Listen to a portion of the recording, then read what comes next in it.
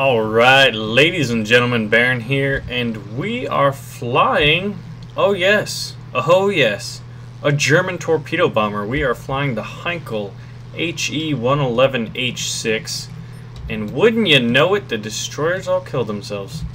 We will still drop our torpedoes. That is just nuts.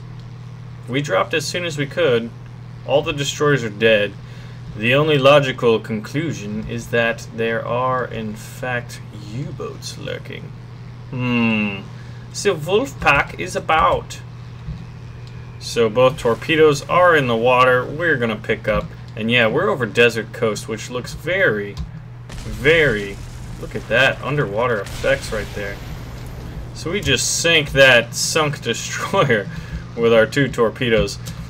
I would imagine that this map is very Greek-inspired. It looks rather Adriatic. I mean, look at the quality. I mean, in the just transparency of this water. Heinkel, you're a bad, bad boy. He's attacking his daddy. Alright, well, it's a shame we can't even destroy our own destroyers. It's a funny thing, destroying destroyers. Little play on words there, but Desert Coast is a gorgeous map. You got these, you know, basically very earthy looking coasts and mountains. Not a lot of green at all. So torpedoes away over what looks like an American destroyer. Let's check out the effect here. You didn't think you'd get to go through the destroyer, did you? Neither did I. Anyway.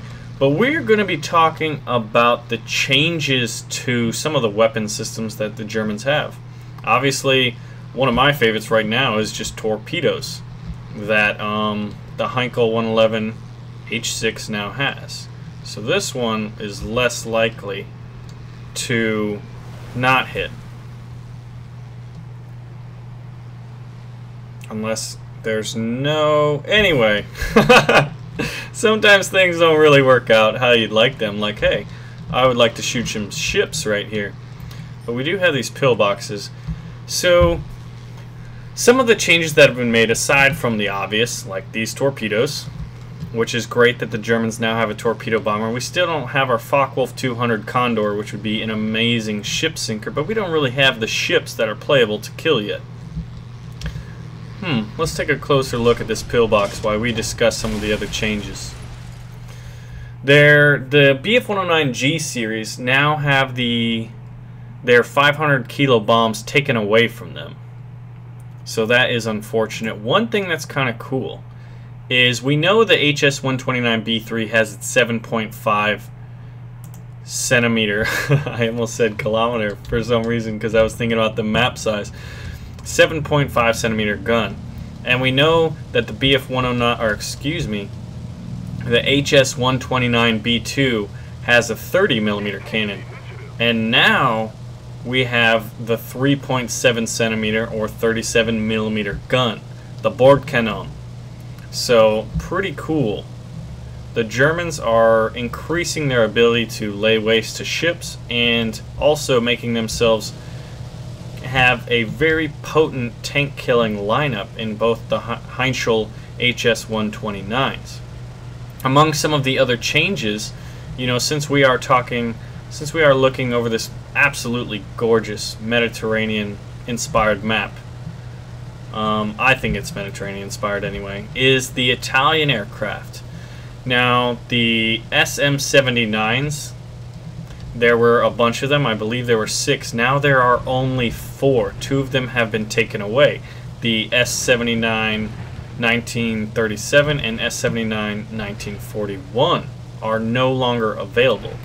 I'm wondering if they take those away or if you already purchased them. If you're an Italian fan, I think that if you purchase them now, like how the Po 2 was, and some of the, I believe it was maybe some of the British biplanes were taken out, but I think if you purchased them, you know, at the time they were available, you still have them.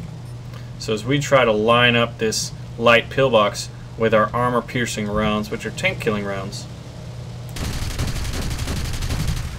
So I'm not sure how many it took, but those AP rounds were exactly what was called for. I'm going to take a look at the map, kind of get an overview of just how awesome this map really is.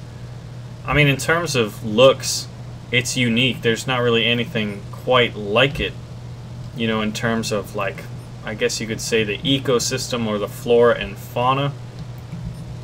So here's the airfield. We might get taken out here. We're firing AP rounds, so it'll take a little more on those soft targets.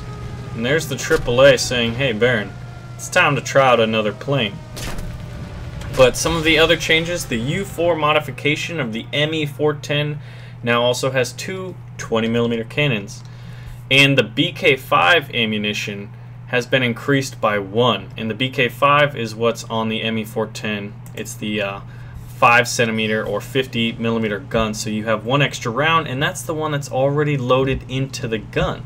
So it's kind of cool there, especially if you're playing, you know, realistic / historical. So we do have some medium tanks, and we are armed with the 7.5cm, and I do believe that we have armor piercing rounds in play.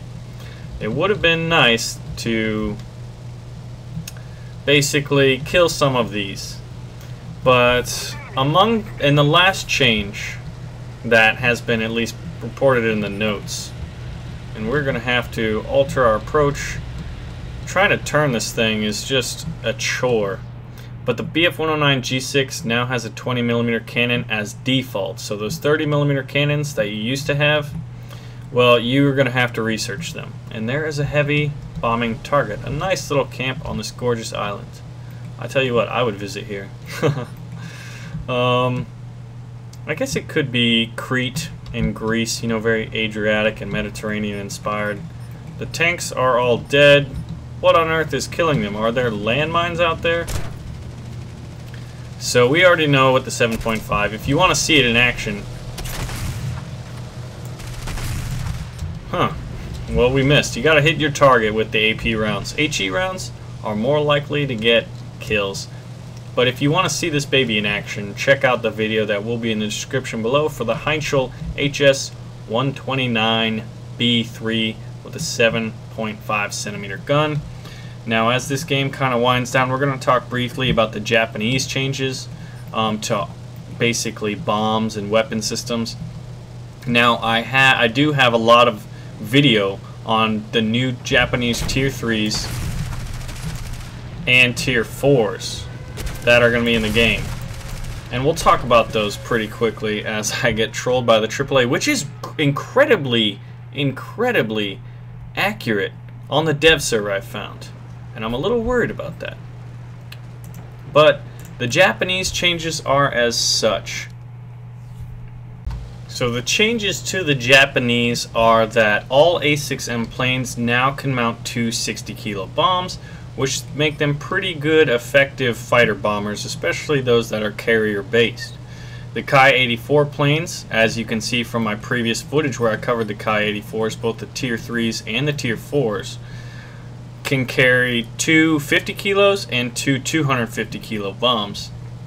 The Ki-61 Otsu and Ki-61 Hei can now mount two 50 kilos and two 250 kilo bombs.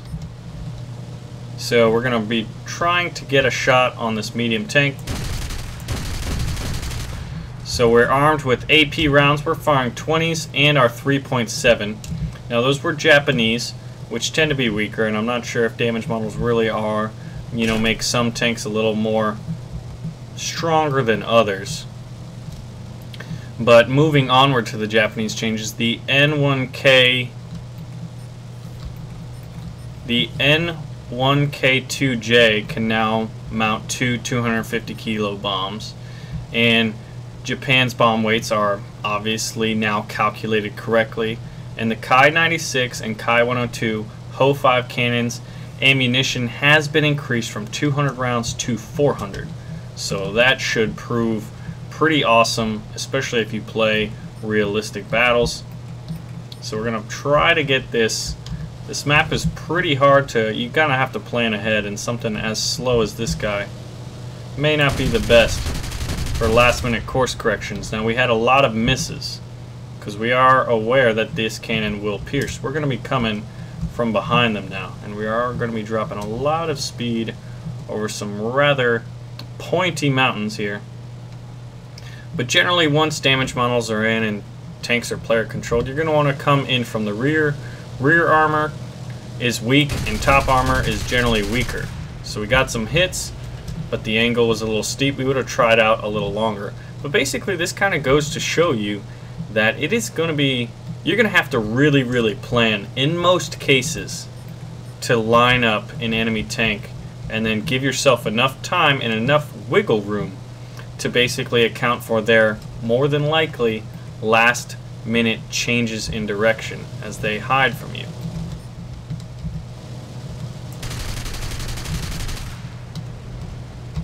So we are going to pull a reload on our MGs and our cannons. I don't believe I heard the 3.7 firing, and it may be because of a jam. And now we're going to have a much better shot now that these tanks are outside of the mountain. So basically that was a little overview of both the German and Japanese changes. I'm going to be talking about the Russian changes because I haven't really shown off the Polikarpov I-185 yet, and I would really like to. We are experiencing, well, hello, more medium tanks and armored cars. Alright, so we're going to get better elevation because it looks like there is a little more. Here we go. See, look at that. We went in for the kill and we got our tank, but you know what? We did not walk away from it. And this is in arcade. Imagine in historical how that's going to be. So all the destroyers die really quickly for some reason. This is a new map and this is the dev server. It's likely to change. You can see kind of two dots chasing my friend right there. But this is the Heinkel, excuse me, HE-111H6 with the 2 torpedoes. So, my name is Baron. I hope you all enjoyed this dev server 1.37 patch coverage of the new German and Japanese aircraft and some of the weapon system changes. And take a look at this gorgeous map, the Desert Coast. Anyway, thank you for watching, and make sure to check the video description to find links for other footage and coverage. And why don't you go ahead and pull the trigger on that like button. Baron likes it when you do that. Alright, ladies and gentlemen, patch 1.37.13 on the dev server. We're going to be going over all of the new aircraft rather quickly. Took me a little bit of time to find, but a good friend Star helped me find where the P400 is. It is under the P39. Now, if we take a look at this bad boy, he's got 7.62 Browning MGs and 1 Hispano in the nose.